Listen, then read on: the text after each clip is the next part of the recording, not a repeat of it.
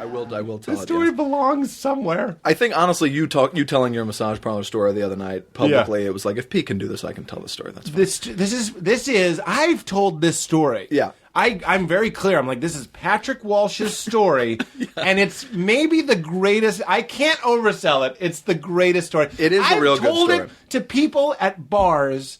And by the end of the story, the bartender and other people are like listening to the story. You could not have oversold this anymore.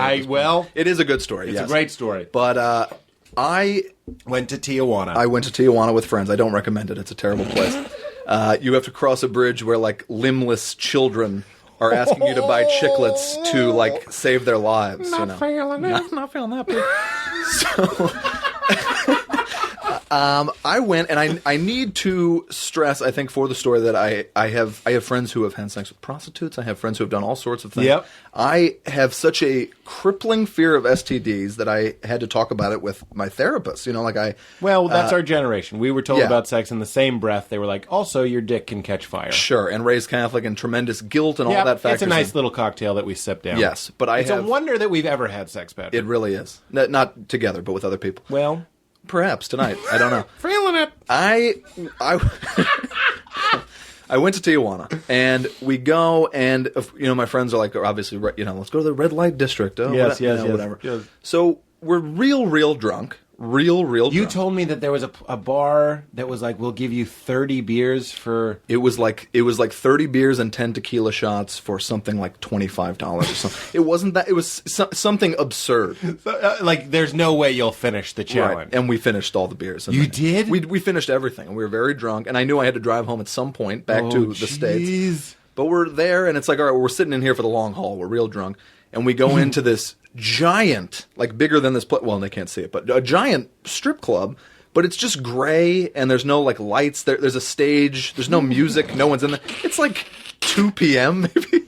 And shit-faced in this huge gray strip club. There's 3 very fat Mexican women in like blue sweatsuits in a strip club.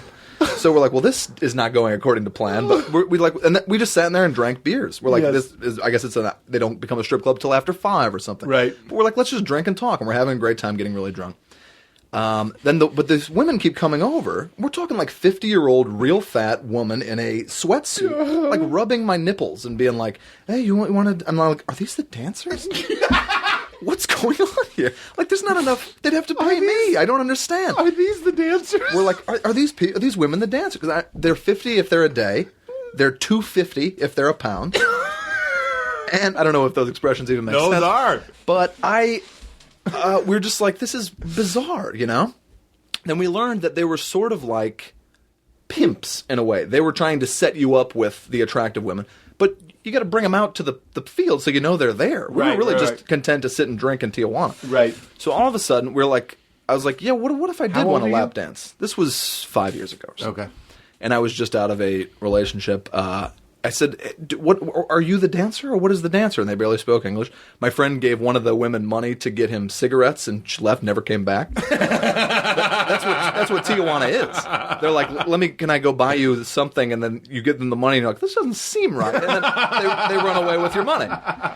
And this was right at, we're like going down there, and my friend's looking on his phone like, hey, it looks like they found a headless body in a van in Tijuana yesterday. Like, that's the kind of place it is. It's just terrifying. I love that moment of like, you're handing a stranger money to get you cigarettes, and there's a little glint in their eye, like, I don't think she's coming back. No, of course not. But you still do it. You still do it. Because it's socially awkward to be like, no, forget it. And you get like weird race hang-ups, like because it's a Hispanic person. You're like, you want to trust, you want to believe. You want to believe in a world where you're going to share a cigarette, a deep menthol cigarette. We don't live in that world. No, that's not Tijuana. So, not TJ, my friend. Then the girls come out. Yes. The strippers. And they are more age appropriate. They're in bikinis, whatever you want to call it. I'm not a strip club person. Yep. You talk on this show about not being a fuck guy. I'm not a fuck guy. Neither of us are fuck guys. I can't do casual sex. Strip club guys. I don't like strip clubs. I need a backstory. I usually spend my whole time in a strip club saying like, well, it's a little much. I'm actually just hanging out and having a drink. I would say, and I've said, I don't know if I have a drink. Pete's saying I don't know if I've said it on the show before, but honestly, if there was a strip club with like more regular looking girls that wore jeans and t-shirts, and I had to watch them like clumsily drop trow. Yeah. That would in like just regular underwear, just like that, just their regular Tuesday Yeah, pants. forget to leave a sock on or something. Yes. And if they were just like not fake tits, bleach blonde, just like a regular fucking girl got on stage that was like my type, Right. and got on stage and just kind of took her clothes off, Right. that maybe. Yes. But I've been limp as a noodle every time I've gotten a lap dance because I'm like, yeah, you're fucking grinding on me because I gave you cash. Yeah, sure. Who gives a shit? Sure. I'd rather. I'm done. I'm sorry. Well, and maybe this time it's because I was Limp so as a drunk. noodle. The girls come out. Most of them are not great looking. You know, they Yes. look like they've really been through the ringer, and they've been through the Tijuana ringer, which is a tougher ringer than an American ringer. Yeah. And this girl comes out. This ain't your Salt Lake City ringer. Exactly. This girl comes out who was so unbelievably beautiful. Yes. And I'm not kidding you in any way. Like, I was like, maybe I'll take her back to the States and make her my bride. Yeah. And she was thinking the same. Because it looked like she had just gotten there, like a Pretty Woman scenario, where like maybe she'd given a few lap dances, but I could take her and like make a woman out of her or whatever. And I was so unbelievably attracted to her. And it was just like so weird to find here in this disgusting place. And she makes a beeline for me, which I thought was odd, and we start talking. Well, she smells that pheromone. Perhaps. She smells the Pixar pheromone. It was like, you know, like a Tejano version of like Pretty Woman was playing. Yeah. She comes over and Bonita muchacha. she's sitting next to me, and she's not being like super handsy or anything, and we just kind of started talking. Was that voice racist? It sounded Chinese, so I think it was racist in a couple ways. I was just trying to go on. Okay. So my friends are pairing off. I think they're going into, you know, all variety of, illegal activities with the lesser strippers. And I'm talking to this girl, just talking, which is usually what I do at a strip. Offering a pearl necklace in a huge case. Yeah.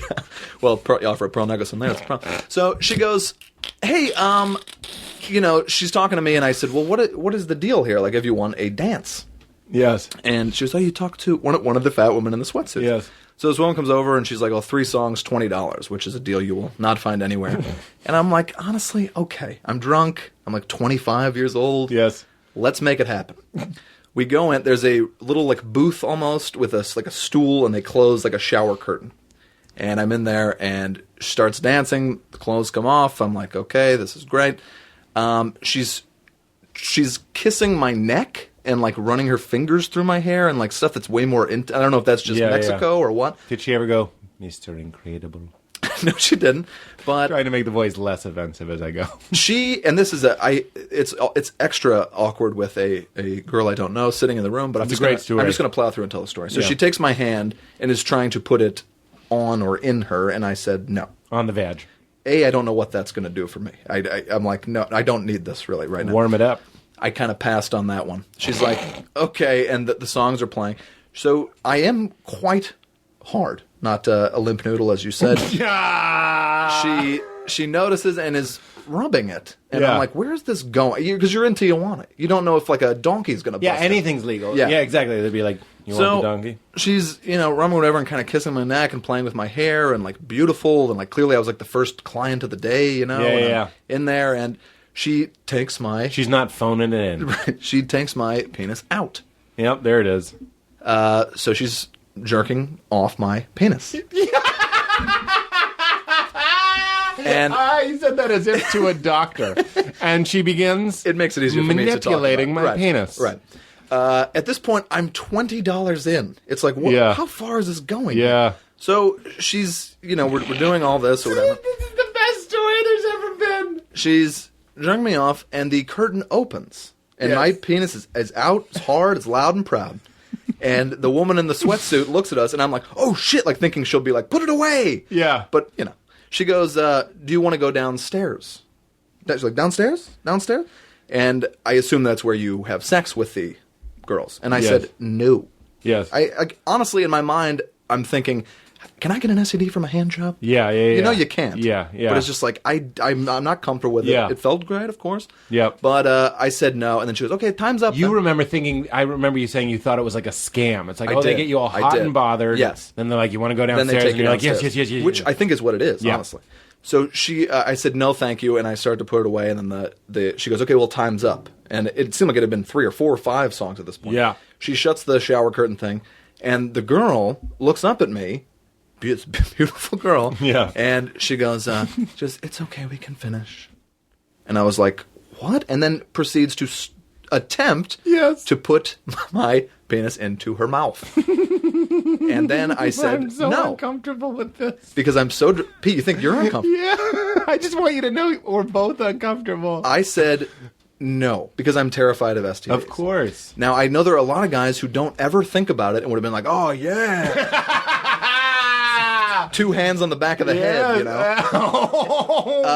But that's not me. And I was, especially in Tijuana, and I don't know what this girl's history is. I said no, and I turned it down. No and explanation. She looks up and like, no. Like, kind of sad, and I said, no, it's okay. So she goes, all right. And she goes, finish with the hand. And I'm like, oh, okay. This is a one-time thing for Patty. Old Patty. Old Patty. So she has me stand up. She points it at her giant, perfect breasts and jerks me off. And I promise the story is going better places than you think. I had friends staying with me and stuff. It was an explosion. And I immediately... Oh, you mean you were backed up? Backed up all over her chest. Yes. And which is where she wanted it. She was pointing it to it. Yes. And I immediately... I was sober in 3 seconds after finishing.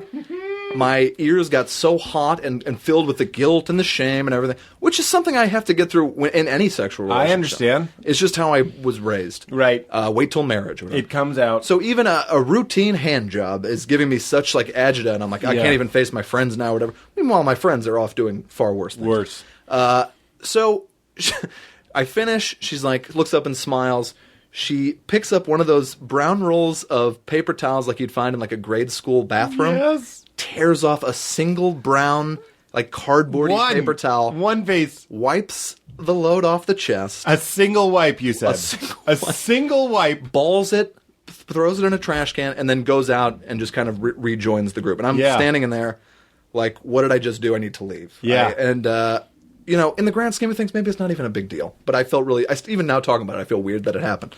But I've told girlfriends about it and stuff. It is a funny story. So It's a great story. We're not even at the best part. I walk out.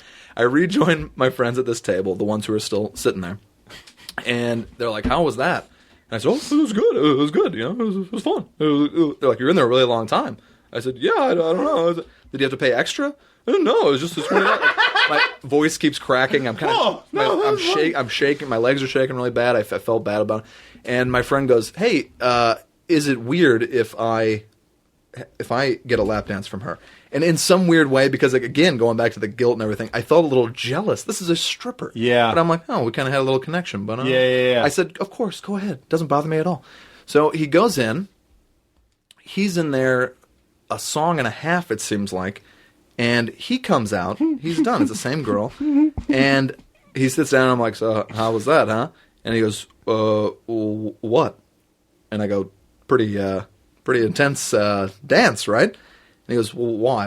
And I said, kind of different than the other. Like, expecting he's going to just say it to me. And the whole routine, the sweat dance, the jerk, the mouth, he goes, go downstairs. Yeah, he goes, well, what did you do? And I said, well, did she, like, run her hands through your hair and stuff and, like, get real close and, like, whisper in your ear and stuff? And he was like, no. I said, did she, like, kiss your neck and stuff like that? And he goes, no, not at all. I said, well, surely she, like, touched your penis and kind of jerked you off and that sort of stuff. He goes, what? I paid the same amount. She didn't do any of that. It was just a normal lap dance. I go, well, if she didn't do any of that, what were you doing in there the whole time? He goes, honestly, I just spent the whole time sucking on those beautiful tits.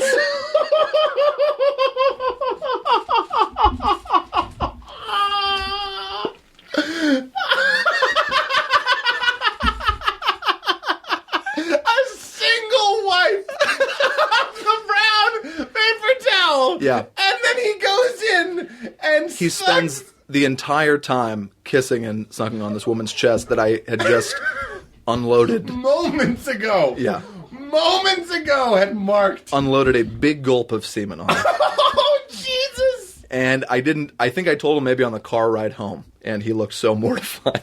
And, oh, didn't he say if it had to be somebody... Yeah, he was like, at least I know you're clean. If it had to be somebody, I'm glad it was it's the you. kind of moment where you just kind of got to go, well, I just lapped up a lot of my friends' semen, and that's where we're at. You got to own it. Yeah.